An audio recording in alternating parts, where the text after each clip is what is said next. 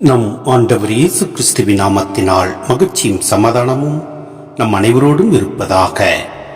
2 Samuel 22:29 முடிய. ஆண்டவரே, நீரே என் ஒளி விளக்கு. ஆண்டவர் என் இருளை ஒளிமயமாக்குகின்றார்.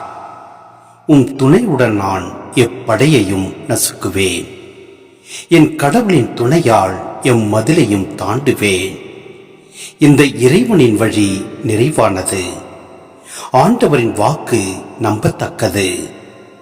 அவரிடம் அடைக்கலம் புகும் அனைவருக்கும் அவரே கேடயமாய் இருக்கின்றார். ஏனெனில் ஆண்டவரை தவிர வேறு இறைவன் யார்?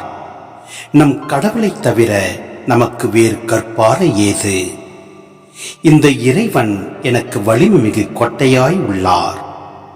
என் வழியை பாதுகாப்பனதாய் செய்தவரும் அவரே.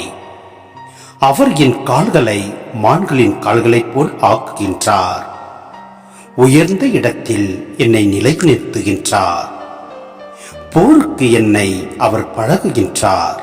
எனவே வெண்கல வில்லையும் என் புயங்கள் வளைக்கும். சிந்தனை: இறைவன் நமது வாழ்வில் அசைக்க முடியாத பாதுகாப்பாகவும் நமது செயல்பாடுகளை செம்மையாக வழிநடத்தும் ஆற்றலாகவும் இருக்கிறார் என்பதை இந்த வார்த்தை நமக்கு உணர்த்துகின்றது. நம்மை சூழ்ந்திருக்கும் சோதனைகள் மற்றும் தடைகளை தாண்டி அவரே நமக்கு அடைக்கலமான கோட்டையாக இருந்து முழுமையான பாதுகாப்பை அருளுகின்றார். இறைவன் நமது கோட்டை. ஆம், எதிர்ப்புகளும் பயமும் சூழ்ந்து கொள்ளும் வேளையில் கடவுள் நமக்கு அடைக்கலம் தரும் வலிமைமிகு கோட்டையாய் மாறுகின்றார்.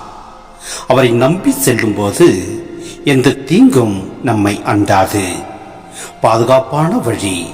ஆம், நாம் செய்யும் ஒவ்வொரு செயலுக்கும் செல்லும் பாதைக்கும் அவரே வழிகாட்டியாக இருந்து தடைகளை நீக்கி நேர்த்தியான வழியை தருகின்றார். எனவே நம் ஆண்டவரின் பாதுகாப்பில் வாழ்வோம். அவரது கட்டளைகளை நாம் பின்பற்றுவோம். எல்லாம் வல்ல இறைவன் நம்மை நிறைவாய் ஆசீர்வதிப்பார். ஆமேன்.